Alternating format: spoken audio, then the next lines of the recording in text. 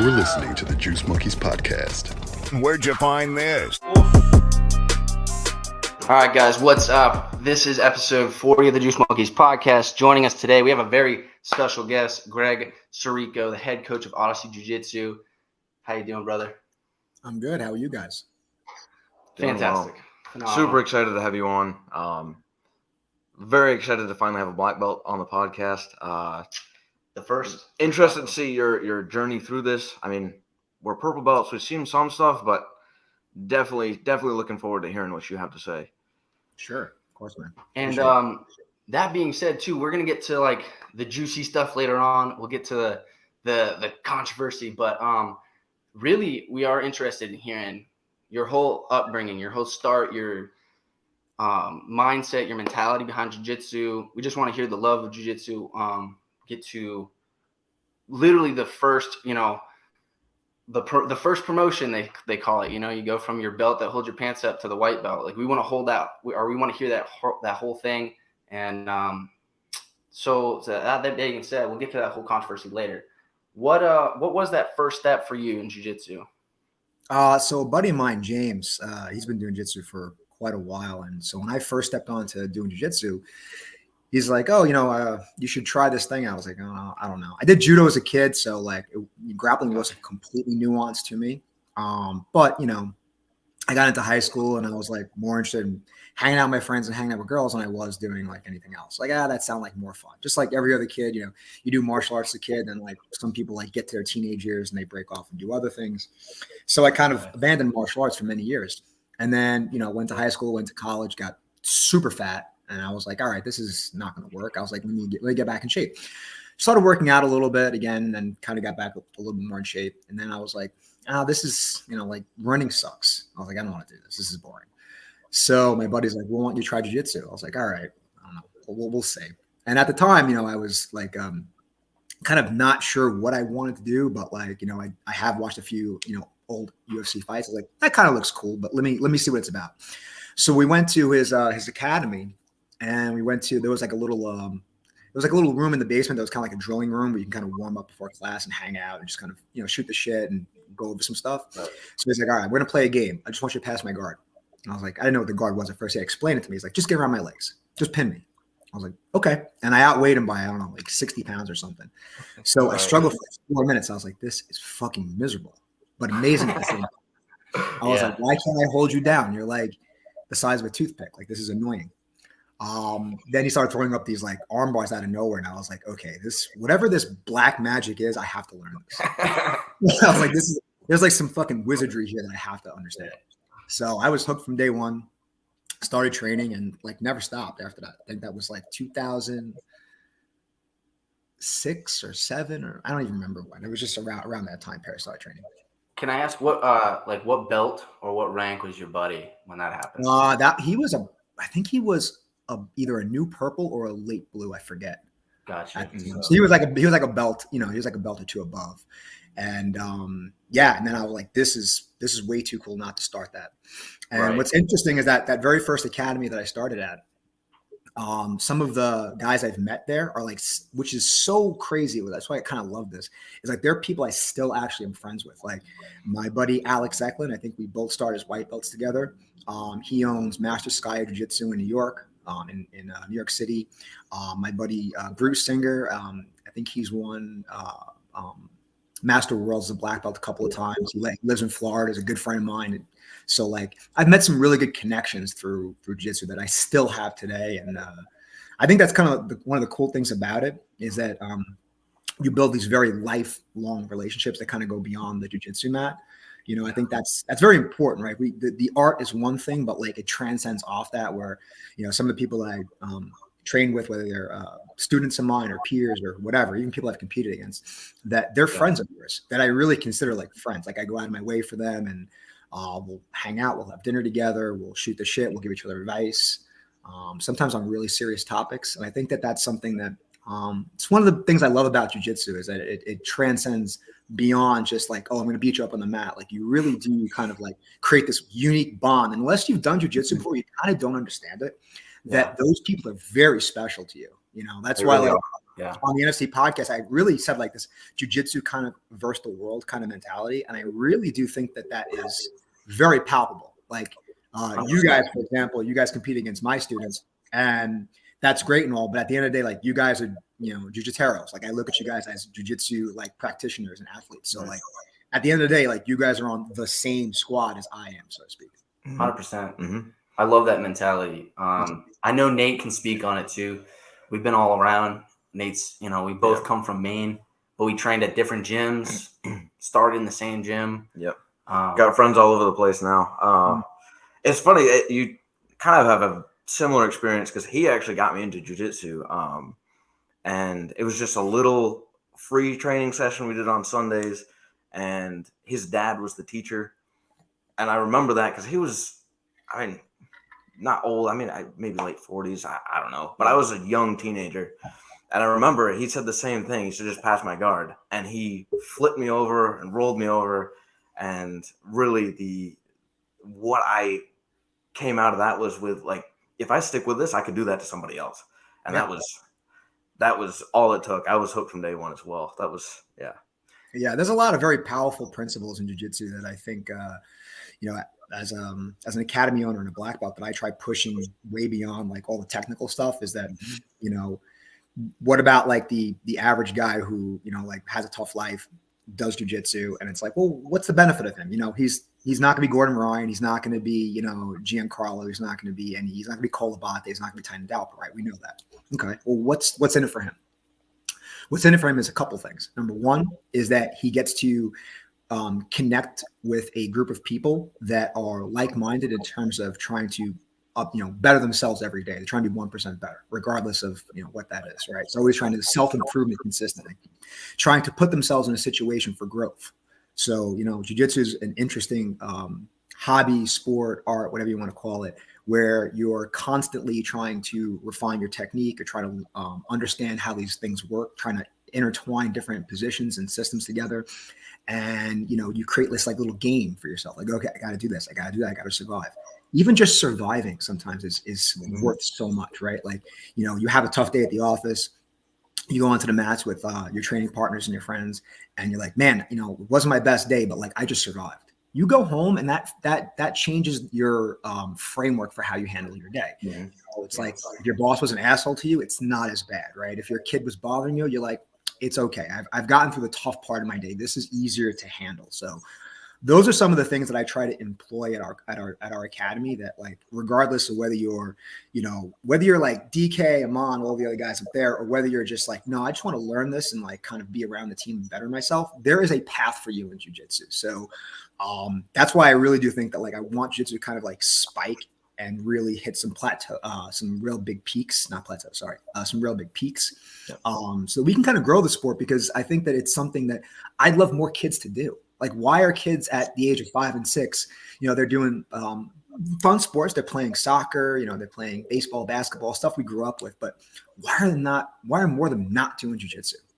Like, that is something that I think if you really want to see the future of jiu-jitsu, you go watch what Guy and Hoffer are doing in Costa Mesa. Like, they're building it from the grassroots up, and that is the smart approach. So hopefully, more teams, more gyms, more academies take that approach and put the emphasis in their youth, because number one, you're going to develop kids' skill set at an early age, which will grow the sport, which will put more eyes on it, which will also then at some point create more funds, will create more attention. And, these kids could use it, more so, just as much as we can as adults. So I think that, that's where I'd like to see the sport go, is more investment in the youth. I mean, we invest a lot in the adults, but I don't think we invest in much in the kids. Yeah. So I'm curious. I completely agree. How is it that you bring that into your classes? Do you speak on that, or do you let jiu-jitsu speak for itself? I'm like, how do you implement that in your academy? The culture starts from the top. You have to be the change you want to see, right? Like, so if you want to create a different dynamic in your academy, you have to kind of embrace that yourself. So that starts with me, like taking the time out to know my students a little bit better, to ask them questions about what's going on in their lives, to really embrace whatever you want to do, you have to be able to do that from the top up. You can't just tell people, this is what I want you to do. That's not really a leader. A leader is leading by example, in my opinion. So to kind of like rewind that a quick step, my professor, Marcelo, like he's known for his jiu-jitsu. And I think, there's a lot of people that would, very few people would argue that he's not, if not the best or a pound for pound, one of the best grapplers of all time. I don't think anyone's going to really agree that. He's up there with, it's him, Hodger, Gordon, like Hoffa, like any one of those guys on any given day is one of the best that has ever done jiu-jitsu. Having said that, the thing that I kind of respect about Marcelo the most is not even his jiu-jitsu. It's who he is as a person. So, there would be times where, whether my mom wasn't doing too well, and like he didn't ask about my jiu-jitsu or my academy or what's going on. He's like, "Oh, how's your mom? Mm-hmm. How's your mom?" And so it sounds like who cares, like kind of question, but that holds a lot of weight. For me, like, that's a big deal. Like my mom, she passed away last year, but like he would still ask like, how was she doing before she passed away? Right. Or when my grandmother passed away, like his wife would reach out to me. Or he would ask me questions about how I'm doing in life. Like even when we go out to lunch or we have casual conversations, a lot of our stuff, like we do have jiu-jitsu conversations, but a lot of our conversations are actually about just life in general. So I've gotten to realize that like there is more than just like an armbar or like a toe hold. Like there's more to life than just that, right? As much as I am a jiu-jitsu nerd, and I am, I do think that that's an important part of this, right? Because that connects us. So I use that same energy and that same vibe, and I try to parlay that into our gym and try to say, okay, how can I replicate that here? So I started that when I first opened the academy. I knew a lot of my students by first name. It's kind of harder now that I've got so many students. So sometimes I apologize. I'm like, I just don't know your name sometimes. And I really do feel like shit, to be honest with you. But, it's me being honest and working on myself and trying to improve that.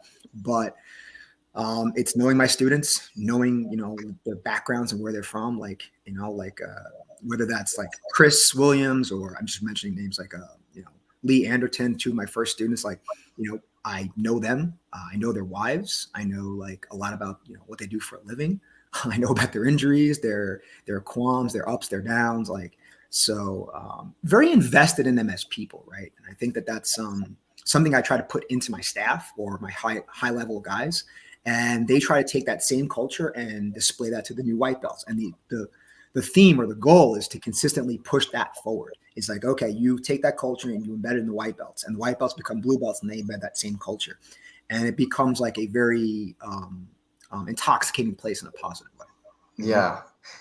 Nate and I, one of our goals has always been, pretty much since we started, is to eventually get, to a point where we can start our own academy. And, all the places that we've been, taking a page out of everybody's book and really just trying to, like you're doing here, is making your own culture and trying to better jiu-jitsu as a whole, not just your gym. Like you're doing that, I feel like you going on NFC now and on here and just like spreading the word and like telling what a positive thing it's done for you and all your guys is like really going to benefit jiu-jitsu as a whole. Another thing that I really love is getting to know your guys outside of the gym. That's such a powerful thing. And I know that you know that from Marcelo. And then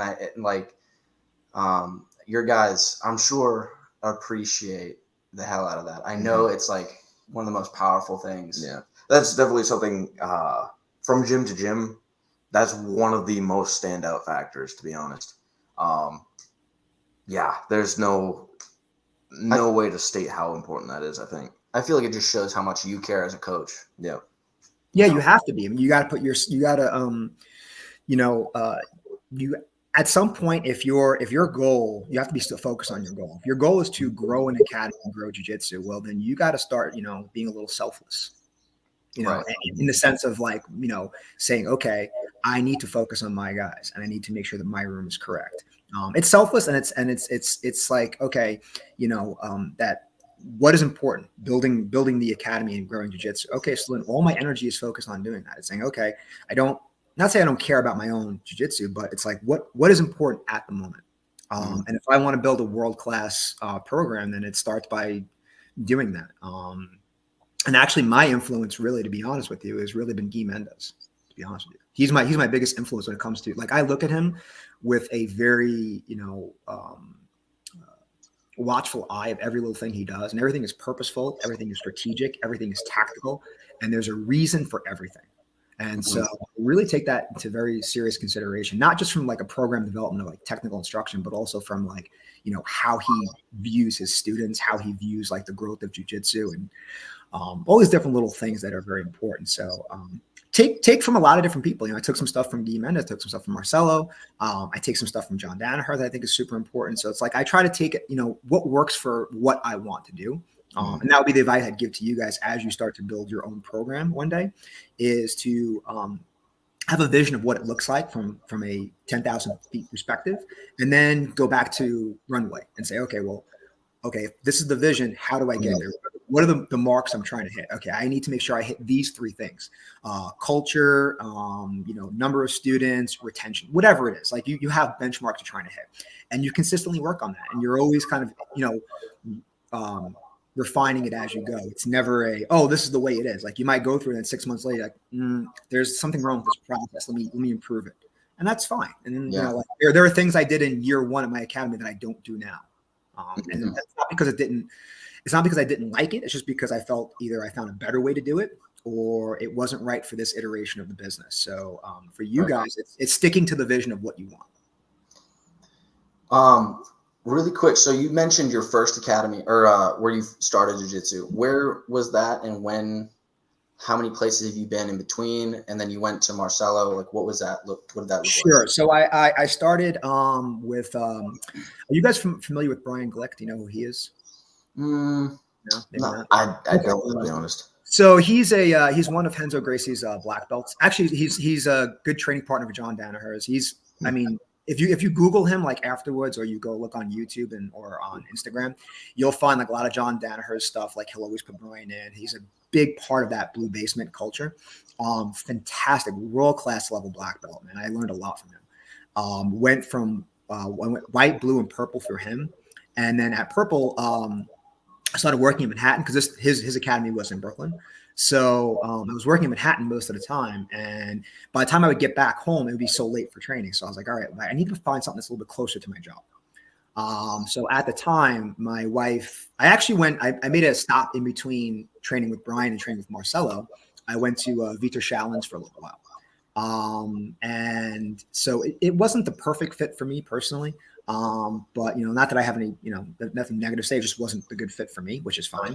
And it was interesting. My wife, who really doesn't know anything about jiu-jitsu at the time, she was always saying to me, she's like, well, you're always watching like Marcelo's like butterfly X guard stuff. She's like, well, she's like, you're watching his videos all the time. Mm-hmm. Like, doesn't he have an academy here in New York? I'm like, yeah. She's like, well, why aren't you there? And I was like, no, you're right. I was like, we're stupid, right? We always want to train with our friends, which is fine. But she's like, do you want to learn that specific thing? I'm like, yeah. She's like, well, why don't you go there? I was like, hey, you're right. Like, I don't know. It's dumb guy stuff, whatever. Yeah, it helps to have that external point of view. Yeah, eventually I did go there.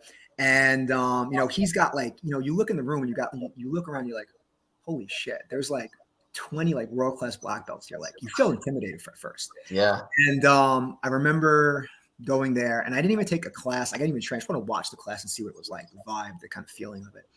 And what really sold me on it, here's an interesting story, is so I'm watching class. I introduce myself to him and everything is fine. After class, I leave. Everyone's packs up, takes a shower, whatever. And I get on the train to go back home to Brooklyn. And I happened to get on the same exact car with him. And at the time, I think it was Mateus. No, Mateus wasn't there at the time. It wasn't the guys that you know now, but some of the older black belts that he knew. Paul Schreiner was there, actually, if you know who he was. There's a couple other guys. But so Marcelo, he called me over. He knew me by first name right there and then, after knowing me like all of, 5 minutes, which I thought was really impressive.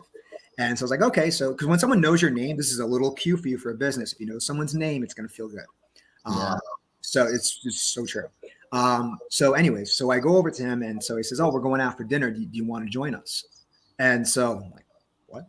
That felt very weird. Wow. Yeah. I was dating my wife and she cooked dinner for me. So I have to do the right thing for when I got home, I told her, she's like, why didn't you go for dinner? I was like, well, Like, you cooked me dead. I didn't know what to do. I was like, dude, no, I'm an idiot. Leave me alone. Point is, dude, like you do things for your wives or your ladies sometimes, and you think to yourself like, what was I? You're just trying to make them happy, but then your friends ask you like, why? You're like, I don't know. I just want to make her happy, man. Greg, I'm gonna show all my boys this segment right here. I'm always so yeah, dude. Just listen. Make the wife happy. It really is. Please, you will. She will go out of her way for you, and you'll go out of your way for her, and it becomes a symbiotic relationship. Anyways, that's a whole nother lesson. Yeah.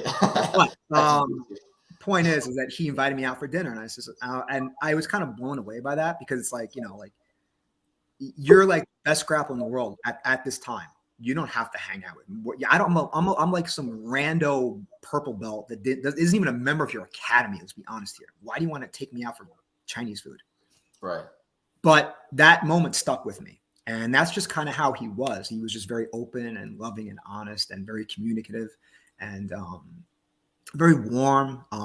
You get a very embracing, you get a good energy from him. Like anytime I'm around him, I feel good about myself. I feel positive. And that's honestly what made me at his academy. And as crazy as it was, over time, it became less about the jiu-jitsu and it became more about him. Mm-hmm. Actually, I would even argue to say that, like I said before, I mentioned Paul Schreiner. A lot of my jiu-jitsu knowledge comes from Paul. I've learned so much from his class. He's so good at taking Marcelo's game and actually like explaining it to me because I'm an idiot. So because Marcelo would just do it. And I'm like, I don't understand how you just did that. And when Paul would be like, no.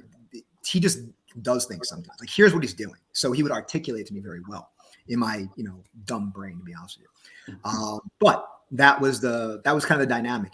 I would learn a lot from Marcelo by training or watching him, and I would listen and feel like, I would like when I would roll with Marcelo or when I would watch him train, I learned a ton, and I listened to Paul, and I put the two together, and that's kind of how like my learning system kind of worked. But having said that, over time, it became more about the way he treated me, and how he viewed me as a human being became much more important to me than anything else. Mm-hmm.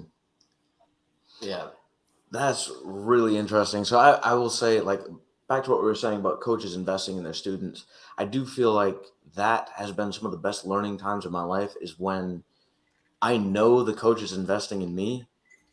It's like I can't miss a class because I know I'm going to disappoint him. It becomes it becomes less about my game and more about like I can't let this guy down. He's investing. That's exactly right. Yeah.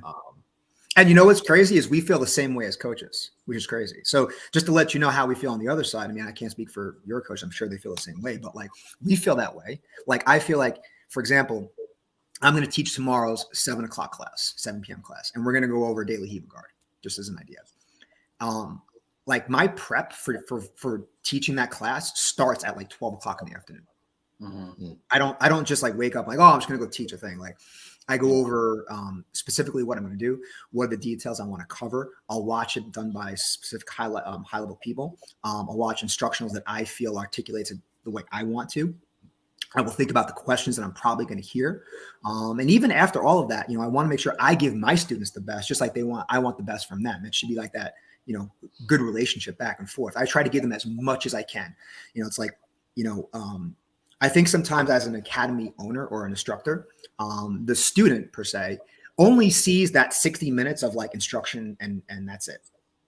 What they don't see is all the prep work behind it. It's like going to a theater and like seeing a play. Like, yeah, you saw the play for 90 minutes, but what you didn't see was all the prep work behind that, right? It's like or a good chef. You see the meal, but you don't know the prep work behind that. But that's what good coaches do. Is a lot of prep work. So just like you want to be in class with us, like we want to give you the best tip.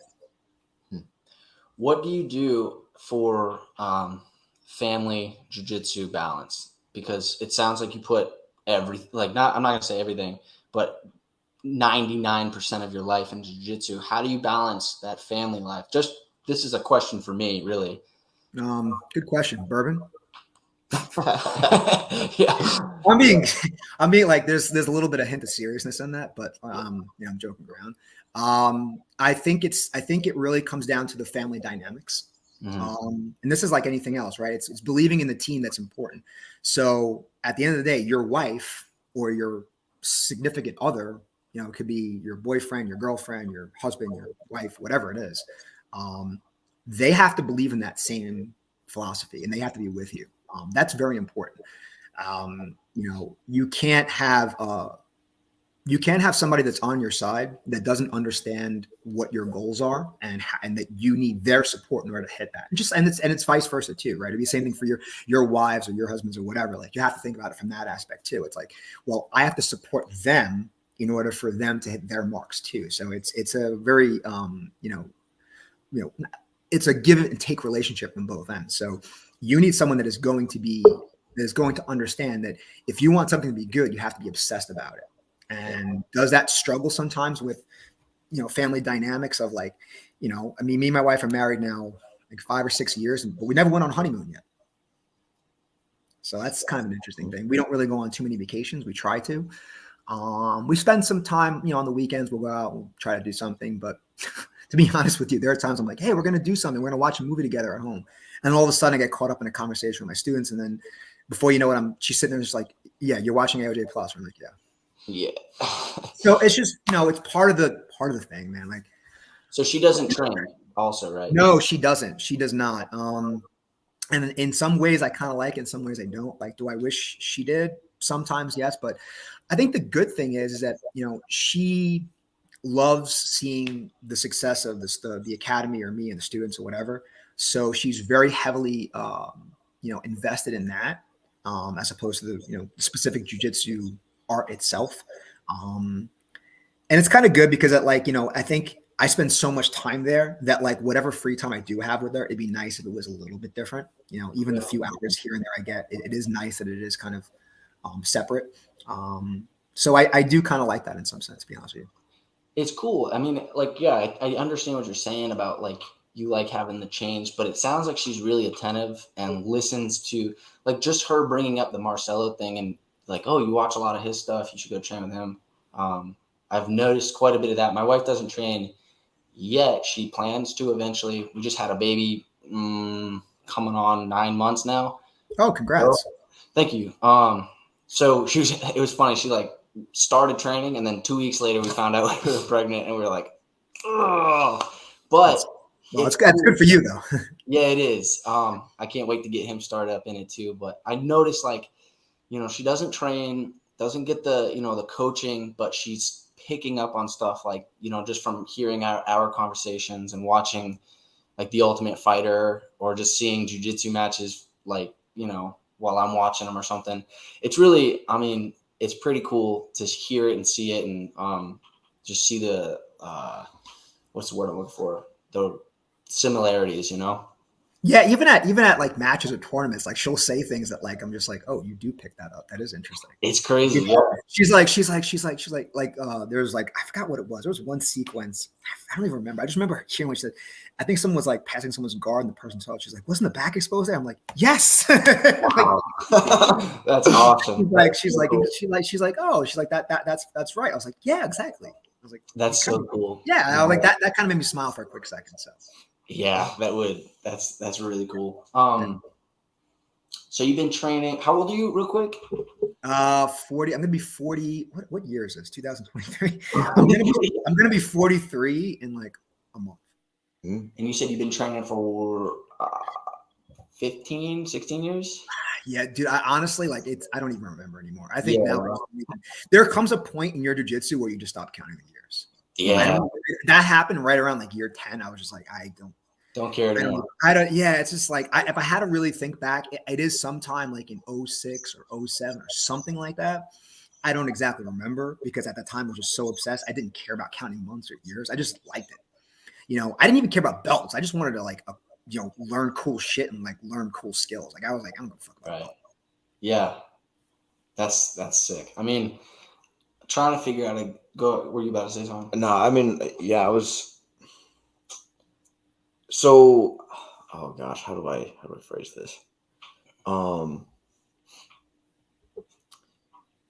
When you started your academy, did you have any accolades in jiu-jitsu? You said it starts becoming about like your game and more about your students' game. That's definitely been something that we've talked about a lot. Is like, at what point do we switch to teaching versus competing? Because I do feel like if I'm teaching, I'm less concerned about my game, but does your game develop significantly as you teach? Like how's that work out? Yeah, that's a really good question. So I will say teaching does make your jiu-jitsu better. Okay. There's 1,000% true on that. Does it make your competitive jiu-jitsu better? That's TBD on a lot of people. I think it makes your overall knowledge and application of jiu-jitsu higher because you're reinforcing what you know and you're kind of going over the details and you're having to explain it. And anytime you have to explain something to someone and articulate why it works, it just reinforces those dendritic connections in your brain of like, okay, this makes sense. So you're constantly relearning things instead of just going about and doing jiu-jitsu, so to speak. Okay. Right? So I do think teaching absolutely makes you better in a lot of ways. You have to learn new things. You just have to. You have to learn new concepts. You have to learn new positions. Even if it's not going to be part of your arsenal, still got to be aware of it. So teaching jiu-jitsu 100% will make your jiu-jitsu better. Will it make your competitive jiu-jitsu better? I don't know. I think that's kind of hard because there's only a certain amount of finite time you have towards your day, right? Everyone's got 24 hours in a day, and what you do it is very important. So if you're spending 8 hours a day prepping, teaching, going over things and whatever, and it's like, well, what's my own prep time for my own jiu-jitsu? So that's where things get a little wonky for most people. Do I think you can do it? Yeah, you can if you structure it correctly. And that's something I still struggle with is like, how do I structure my own, improving my own skill set and then also getting them better. And it's hard. So, but it does help when you have when you have people in your team you trust. Mm-hmm. So, for example, at our academy, I am the head coach, but one of the other guys at our gym is Professor Brandon Bennett. He's a 3rd-degree black belt under Renzo Gracie. He's one of John Danaher's main guys. Do you guys know who Eddie Cummings is? Yes. Yep. Okay, so he's Eddie Cummings' coach. Sweet. Okay. So he's the other guy who was at the NFC. That's Brandon Bennett. He's Eddie Cummings' coach. So he brought Eddie Cummings to the basement. He trained a lot with Gordon, Nicky, all of those guys. So he's part of that DDS squad. So I've learned a shit ton from him. Mm-hmm. Having him be a part of Odyssey is actually something that I don't take lightly. He's taught me a lot of how to teach. How to learn, how I can improve my own jiu-jitsu. So it's good having other people in your team. Like you need help. So if you go to run an academy, even just you two specifically, I would think to yourselves, like, try to find people who have like-minded and people, you want to upheld and like better. And start them off, like helping them out with their own jiu-jitsu, like have them like be your ukes all day long. Have them, shadow you in certain stuff. Ask them thoughtful questions and see what their responses are. Don't just be like, "Hey, what do you think of this armbar?" Be like, "Hey, if I put you here, what would you do?" Or, "What do you think of this sequence?" Like, ask, like almost like you're testing them a little bit. Like, do that consistently, and find the right people and uplift them. I think there's a controversial thing about in jiu-jitsu that like black belts have to teach every class, and I do think at a high level that it's absolutely true. As your program grows, ideally that would be great. But one thing that I've done with our program that I think is benefited the students and also the staff, and most of the staff are the people that compete anyway, so they've gotten really good, is that I give them the opportunity to teach early on. Like, basic level stuff, fundamental routines, introductory classes, kid classes, etc. Like I give them those opportunities early on. And not because, it's not something that I can't do myself, but the way I look at it is, if I give you that opportunity, let's see where your jiu-jitsu goes. And the people who I've entrusted in that, and when I train with them, I see their skill set development, it has spiked so much. So I'm like, okay, you have gotten better at jiu-jitsu by teaching early. So that's something that I think is really good. I know there's a lot of academies that like make you a white to black, and then all of a sudden, okay, here's your black belt, and now let's have you teach. Teaching is a skill set. It's not, you don't just magically put a black belt on one day and you're this like world-class instructor. Like that's right. Not true. You learn that skill set early on. And there's different ways of teaching. So I think, having your guys that you trust, teach things early. And it doesn't have to be anything complicated. Just, start them small, give them little projects to work on, little classes here and there, and then start bettering them from the ground up and saying, okay, I want you to teach this, then I want you to teach this, then I want you to teach that. And then through that, they're gonna develop confidence in their own teaching ability. They're gonna learn how to articulate things to people. They're gonna learn how to manage a room. They're gonna learn how to observe people at training. They're gonna improve their own jiu-jitsu. Like there's a lot of things they get from teaching early. So if anyone's watching this and you have aspirations to like, hey, I want to own an academy one day. Great. Go to your instructor and say, this is my goal. Could I possibly help you teach a class? Great. And then go through that. That's something that I think will benefit a lot of guys. Right on. As far as competition, getting your guys ready for competition, competing, what is the prep like that? Oh, good question. A lot of it is for me and my own jiu-jitsu, and Brandon too, is that we came up where every round was like, 100% balls to the wall every day, every round. And that's fine for it. You do get better. I would not argue you don't. However, it does take a toll on your body, right? Jiu-jitsu is hard on your body. So when I opened my program, I says, okay, well, how can I make my guys good while preserving their body and like getting their technical mechanics better, while preserving their body as much as I could, which is hard. It's not easy. So we do a lot of different things every day. Not every day training at the gym is not the same. Every day you come in, it's different. There'll be days where it's highly focused on technical instruction, and then it'll be like open training afterwards. There'll be days where it's a quick warm up and we're going to do lots of positional rounds. Some days it's open sparring. Some days it's going to be, for competitive jiu-jitsu. I've got some different means and methods I use to help my guys out. Like one thing that we do is sometimes I do this thing called King of the Hill. I'm sure you guys are familiar with King of the Hill, right? Yeah. Okay. So, but we do it in the sense of like, if you understand competitive jiu-jitsu, how important are the first points being scored? Very important, right? Yeah, right. Yeah. It's like a high success rate. If you score first, you're going to put the person on a defensive pattern, and there's a likelihood that you're going to win. Not guaranteed, but there's a high likelihood that you're going to win. Right. So we'll play King of the Hill, where you got to score first. That means you got to take the person down, you got to sweep the person, or you got to pass the guard. You can pull, or you can take the person down, but you got to score. If you score, you stay in. It builds the mindset of scoring first. So that's something that I do at my gym a lot. Really? Another thing, it's actually sparked our guys a lot, especially at like when I do the noon class, or when I'm getting some of the guys ready. I don't always do it, but like I try to get that in their head, So that's one thing that we do that's been super helpful. Another thing we do is we call like short burst intense rounds in specific situations. So for example, I'll put the clock on and I'll say, okay, like you guys, I'll like, all right, Nate, you're going to start collar sleeve. Mike, you're going to be on top. You got 2 minutes. I'm going to put the clock on. You have to sweep him. And your job is not to get swept. That's it. You have one task. Your task is not to go down this like fucking 7-layer rabbit hole. Your goal is very specific. You got to sweep, or you got to not get swept. So it built that, okay, I got 2 minutes left. I'm up. I cannot get fucking past. Yeah, that's sweet. So you're trying to develop like situational understanding. For EBI stuff, we do a lot of starting from the back. We do starting from the spider web, stuff like that. We'll also do a lot of positional training, because this is all from Brandon too, because like he, coming from the Blue Basement, they did a lot of EBI stuff, a ton. Mostly because, and we can get into that story one day if you want. It's actually an interesting one, because John, like, he was like, oh, they made this rule set to so that the EBI guys would like win all the time, and he's like, hack their system and just destroy them at their own game. Which I was like, that's genius, man. It is genius, yeah. It's so genius. John's an absolute genius, to be honest with you, but that's a whole other topic. So we do a lot of positional training. We'll start in 50-50. We'll start inside Senkaku sometimes. We'll start in the spider web. We'll start from the back. Sometimes we'll start, I've done rounds where we're going to start from standing on a single leg. You got to defend it. So it's just, a lot of if you go into the training room and you say, okay, my half guard is absolute dog shit.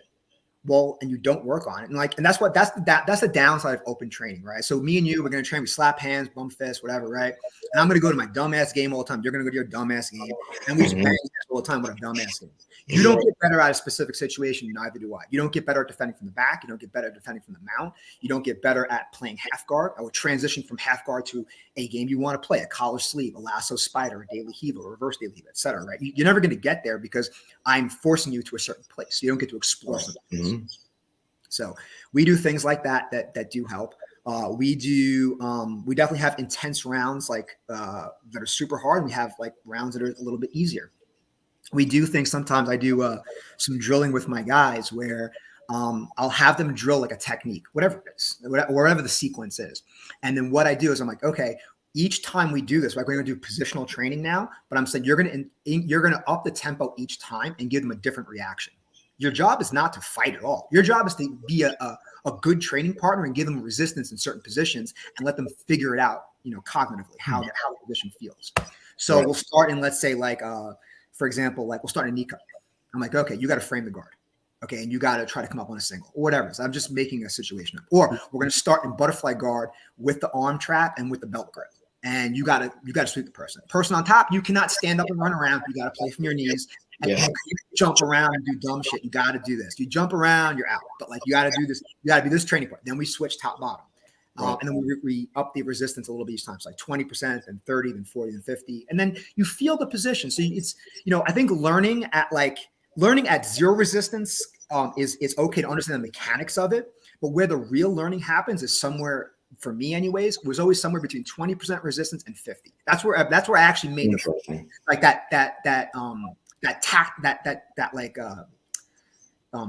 tangible feel of how something works, how the butterfly works, how I have to get their head low, their hips high, get my knee to my chest, have a good hook, understand that I'm pushing off my bottom foot. All those things made more sense because my partner was giving them resistance, but they weren't just trying to run around me. They're letting me work, so to speak.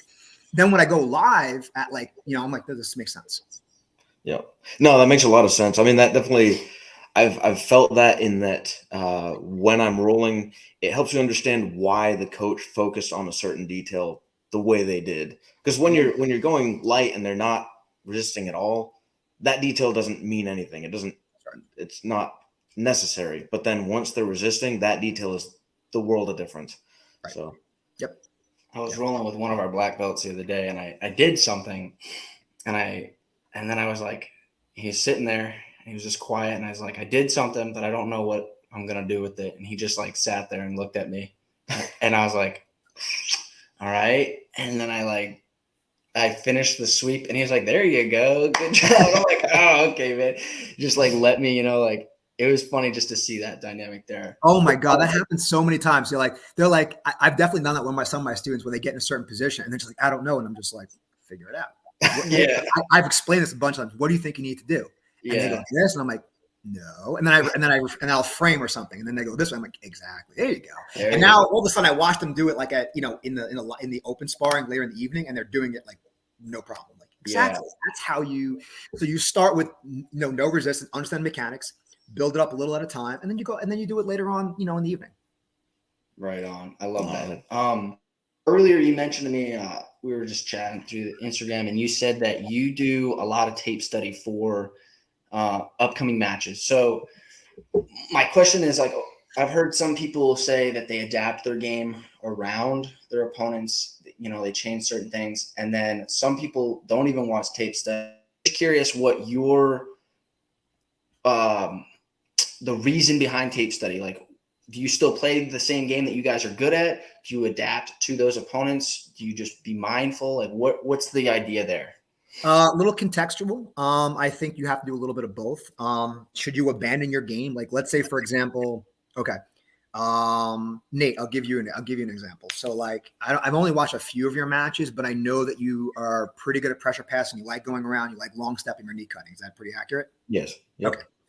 So, for example, if I'm playing against you, or one of my guys I'm not going to tell them not to play an open guard against you, but I'm going to let them know this guy's going to disconnect from the guard or he's going to look to knee cut you. So you have to be ready to frame. So I'm not going to change the game, but I'm giving you kind of a little bit of information to be aware of. Okay. For example, Mike, I know, you prefer closed guard. You have a good arm bar. Mm-hmm. So a lot of my tactics or a lot of my tape study for my guys was like, watch out for the close guard. For Marco, I think it was like I watched a lot of his stuff. Actually, he had the most video out there. Yeah, and I was like, this guy almost spams fucking Kimuras like everywhere. He will abandon ship for a Kimura trap, and I'm like, okay. So we talked about it all like upstairs at the NFC. We talked about it beforehand. We're like, okay, well, what do we need for a Kimura? We need chest to tricep. We need to control the elbow line. Okay, so as long as we maintain and manage that, that's what I told Will. Like in Will's last match, we went over it all the time. Like, this guy's going to just be aware of the Kimura trap. So every time he does that, if you understand to bring your elbow on the inside real estate, you're going to protect it. Yeah, he's got a bite on your arm, but he can't finish it. He can maybe Kimura trap into the back take, but he cannot finish an arm bar, nor can he finish the Kimura itself, as long as you manage that elbow space. So there are things like that that are I think are very important. Do I think you should change your game completely? No. Should you be aware of it? I think so. I think you want to emulate what the top level guys do, right? So once again, to circle back to to Guy Mendes a little bit, like he does a lot of tape study, and I think that's very important. He does it for Tynan Dalper, does it for Cole Abate. So if he's doing it for them, I mean, hell, like John Danaher, probably is like the maniac of tape study. So, I mean, and those two guys are producing like the best talent in the world. Would you agree? Mm-hmm. Oh yeah. Well then, there you go. Right. So it's like, regardless of what I think as an academy owner in Atlanta, Georgia, the two best guys in the world currently are doing that pretty convincingly. And they make sure that not only do they do that, but they understand why they're doing that. Like, okay, is it for to understand what the opponent is doing, to understand where we need to improve, to know how to exploit weaknesses? Like, all these things are important. And then that comes down to the coach and how he wants to implement it. Right. So it just depends on the situation. But I do think tape study is very important. Even for yourselves. Like, I would tell you guys as athletes, like, I think you guys are doing the Toro Cup, right? Yes, sir. Yep. Yeah. So a good healthy exercise for you guys is like, study your opponent. Like, don't be overwhelmed by like, oh my God, he's got a really good triangle. Just be like, okay, all right, he's got a good triangle. Okay, so I have to avoid triangles. Okay, I can avoid triangles. What if I get caught in a triangle? Okay, well, what are my escape routes? Okay, I know what does he need for a triangle. He needs a head and an arm. Okay, so if I put my shoulder and I stack his hips, I'm okay. So you just have to be aware of these things. So it's good, healthy exercise. And that makes the sport better. I mean, like, we want to be professional about this at some point with the sport. Well, then, do NBA players tape study? Do NFL players tape study? Well, then why aren't we? Like, right. I mean, hell, baseball is like the king of tape study. So it's like, how are you not tape studying? You know what I mean? Right. Yeah. I think what I'm hearing again is balance again. With everything, you got to have some balance. And I don't know about you. I can't speak for you, Nate, but I have definitely been on both ends of the spectrum where I just dive into so much tape study where I throw away my own game. Like, you were there, you were my uki for it one time.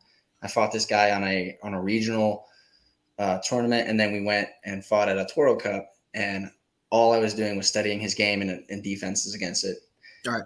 And I just totally threw my own out there, and he still beat me. So I was like, and then I've done where I don't look at him at all. And so it's just, like you're saying, it sounds like you got to have some balance for sure. Yeah, you just got to believe in your game more than anything else, right? So there's a little confidence factor there. It's like, know your opponent, but know what you want to do too. And just figure out, say, okay, my close guard is really nasty, and his half guard passing is really good. Like, okay, well, we need to make sure we keep that knee on the inside. Yeah. It could be just literally that simple sometimes. 100%. And there's details to it, but as an overarching theme, like that can be at least the framework for you. And then you look into the details of how to do that. Mm-hmm. Right on. We are approaching 12 o'clock. I know you said you got to run open, Matt. I don't know how far you are from the gym. I'm literally 5 minutes. So, and okay. Yes, people are already there. If you want to go a little further, it's totally fine. Okay. I honestly think we could have an all-day conversation. Not gonna lie. Yeah. The open invite stands, I think, with future episodes. For sure. Did you want to get into a little bit of what was this, 3 weeks ago? Mm-hmm. The NFC quartet. Mm-hmm. You guys did obviously a phenomenal job. You took the whole thing. Yep. Really impressed. You guys had a very technical game. I was very impressed. The second guy I fought, I think he went for S-mount a couple times. I was very impressed with that. DK, yeah. Yes. What's funny is we made a joke. 'Cause we listened to your podcast, and it was like, I think it was he was like, oh, his guard's not that good or something. And DK was like, he makes a joke every day. He's like, yo, I heard that guy say my guard's not good. And like literally, this guy is someone who pulls like he literally wins all the time on his guard. So it's just Really? like, Okay. oh, dude, his guard is stupid. Like his guard in he's definitely more of a gi player. Yeah. I'm telling you, his gi guard gives like purple and brown belts problems. DK and I will be pretty close. We'll be pretty tight. He and I are going to be. Gi is all. He's a gi guy, but he's starting to transition into no gi because we do a very 50-50 split. So I want our guys to be good everywhere. I don't want to be a gi specialist or no gi. Like you can if you want to, but I think for high level jiu-jitsu, you want to feel pretty comfortable everywhere. Right. It's okay to have a preference. That's totally fine. But yeah, no, DK's guard is stupid good. He's got a really good collar sleeve. He's got a very good De La Hiva. His reverse De La Hiva is probably like one of his best positions. He plays that he punches that game at like well above his weight. His closed guard is not very fun. He does a lot of top locks. He does a lot of arm drag to the back. He finds a lot of like inverted armbar Udigatami stuff. His armbar is probably like competitively now. I think almost all his finishes are via armbar. Like whether that's at Euros or Pans or like he just that's his submission most of the time. Figure it out here. If I can ever figure it out, there we go. All right. Is it still recording? Do you guys know how to edit? Are you guys good at editing? We'll get all that out of there.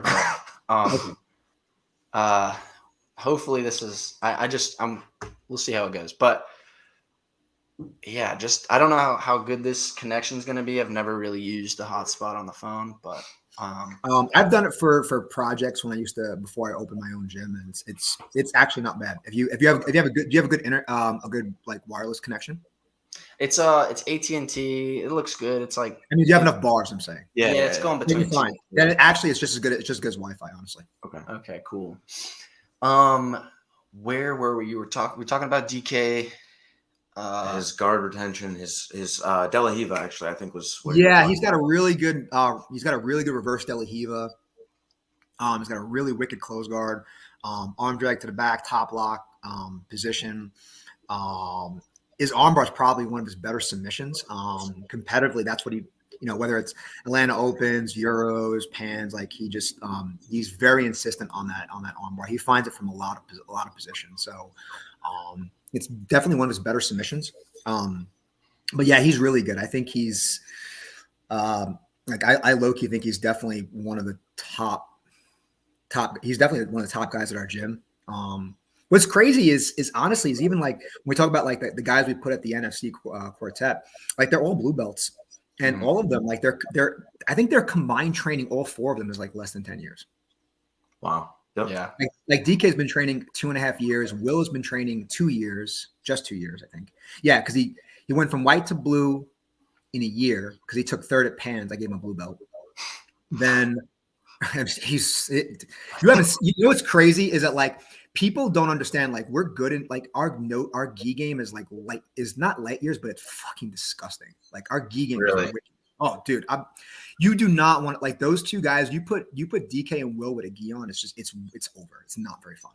You're gonna see like triangles and applause all day long. That's awesome. They got a really wicked guard. But like Will's been training I think 2 years. DK's been training like 2 to maybe 2.5 at most. Austin's been training. The first guy that went out there fought against Dwayne.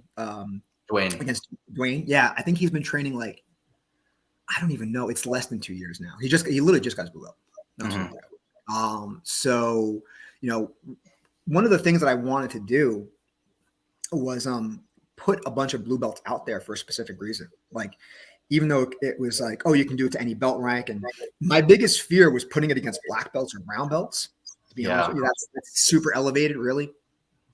Especially when it came to like the leg entanglement. Like I would have been fine if they says, hey, let's do brown belt, but let's take the leg entanglement battle out of it. And I feel comfortable with that. Like, all right, we can do that. That's no problem. But you just don't know. So I'm like, all right, let's do like I actually asked I'll put my guys in there regardless of the belt color, as long as let's do IBJJF legal for purple belt rules and below. So like no heel hook, no knee bar, no toe hold, that kind of thing.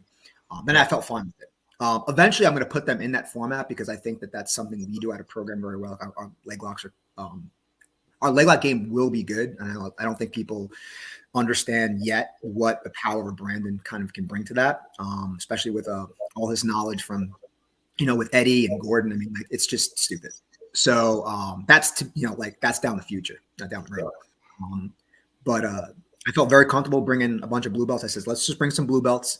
I was like, yes, we are definitely going to be the underdog here. We're 100% going to be like the team that should go out in the first round, that should not advance anywhere. That, I was like, I kid you not, I was like, I just want to show them that we have good jiu-jitsu. That was like our goal. The fact that we went toe to toe. I said this to our guys after. I was like, you went toe to toe with a bunch of really good purple belts. Mm-hmm. I was like, regardless of how that outcome played out, like you guys walk away. Yeah, I mean, there was a controversial ending there, but like at the end of the day, you guys walked away, went toe to toe with some really good purple belts. Yeah, be proud of your jiu-jitsu. It's really good for only 2 years. Right. No, for sure. Yeah, they had some very good technique. I was very impressed with how he was isolating my arm very well. Obviously, I talked trash about his guard, but I spent most of the time on the bottom, so there's that. I appreciate that. I mean, hey, both guys that I faced smashed me. I got lucky with one just making a bad mistake, and that's everybody makes the mistakes, and but that definitely, I was like, first guy went out there just getting thrashed around. I was like, okay. I was like, all right, here we go. I'm in for a ride, and then I mean, both guys, well, all four guys were tremendous, and they obviously, I think we said it, that determined the winner. That first round, I think we were the two hardest teams, the best teams, I think, in the whole tournament, and it was settled right there and then. Yeah, I mean, everybody in that tournament was good, but I definitely think that I don't want to take anything away from any of the teams, but they were all tough in their own ways. Like it's not like I think even the last team we fought, they just they had some really good guys. Just they got a bad break with a bad injury, and that really changed the tide for them. So I mean, and that's kind of like sports, right? Like I really feel bad for that guy too, because I mean, like what would happen if he wasn't injured, right? So like there's always that too. So and my heart goes out that I hate seeing shit like that, but. I mean, like the fact that the first team we fought was a bunch of very veteran based, really good purple belts was for me a good mark of where our guys are at. Yeah, 100%. And I mean, you can't even say, I almost retract my statement a little bit. You can't be like, well, if you beat them, then you'll be able to beat these guys because they beat them. Obviously. Yeah. Games change and stuff happens, so it was just it was a good first round, I think. Yeah, for sure. Yeah, I agree with you. I think that's absolutely true. But 100%. We are approaching. Well, I won't even say approaching. We have passed the 1 hour mark. If you have anything you want to give out, shout outs, social media, anything like that, the floor is yours. Before we get off here. So first of all, I want to thank. I think one thing I definitely want to put out there is I want people to understand how good the other coach in this room is Brandon Bennett. I think that he's a big part of our success, and I'd like to use my platform a little bit to kind of really let people know how good of a coach he really is, an instructor. I mean, he's fantastic. So I think that's important that I want to make sure people understand. The other thing is I wanted a lot of people out there to not understand, but kind of come to grips with that, just because some of these guys have been training only 2 years, you can get really good at jiu-jitsu really fast. I think that there's an antiquated thought that you have to spend 15 years getting a black belt. No, that's not true. If you study religiously, you train pretty routinely, you pay attention to the details, you stick to your systems, you don't try to get too crazy with things. And this is a blue and purple belt problem that we want to learn 100,000 different things, right? But you look at what you learn at white belt, guess what the black belts do? Same shit. Same shit. It comes full circle, like an arc, right? You learn all these techniques, early on, this amount of stuff. Then at blue and purple, you kind of go into these wild phases. And then at brown and black, you kind of come back down again, like a bell curve. And you're like, why am I doing the same armbar triangle setup? Why am I trying to take the back and go for rear naked chokes and bow and arrow chokes? Because it works at black belt. Yeah. And all the other stuff is fun to have like as an additions, but like the more you can funnel your game to be very systematic and very organized, you're going to have a lot of success, you know. And that's just my advice of training so long is I tell a lot of my guys, and even, you know, you guys and any of the viewers, is try to funnel your game as much as you can, you know, to specific stuff, not try to get too crazy with it. You know, that old Bruce Lee quote, like, you know, I fear the man who like has practiced one kick 10,000 times, then knows 10,000 kicks. It's really true. Like, you know, like you go watch some of the best guys in the world. They've got their system and their game down to a science now, and they can funnel people into it consistently. You know, they're not trying to be like okay everywhere. They want to have knowledge and good skills everywhere, but they really do have a specific game that they're very, very good at. Right. Right on. Did you have anything else you wanted to? I mean, I feel like, yeah, there's still plenty of things we could talk about. Honestly, I really appreciate you guys. You reached out. I can't remember. Austin reached out, and Will also reached out. They want to come on as well. Yeah, bring them on. Super awesome. Huge congrats to you guys. Shout out to Odyssey Jiu-Jitsu and Greg Sirico for coming on the show. We do really appreciate you, man. Thank you so much. You guys are great sports, great technicians. Thank you. Thanks again for coming on. We appreciate it. You guys were great opponents, honestly. So it's all great. And if you guys would ever want to have me on, just like nerd out on jiu-jitsu, like literally just jiu-jitsu technique, and let's talk about like breaking mechanics and like fun, like systematic ways of looking at jiu-jitsu, and we can just nerd out for an hour and just like probably make most of your podcast bored, but we'll have fun. We'll all have fun. Yeah. I mean, like I said, the invite's there. I'm sure when we come up with some ideas for you or more questions, we'll ask you. And don't be afraid to be like, hey man, I have some new ideas I want to throw out there. Like, hit us up. You know, we want to have as much variety for people to look at and watch and listen. Yeah, we really appreciate your knowledge and your input. Thank you very well. It's very valuable. I appreciate being on the show. Honestly, it's awesome. Thank you, guys. We do really appreciate having you on, and we will see you next time, brother. See you. All right. Take care.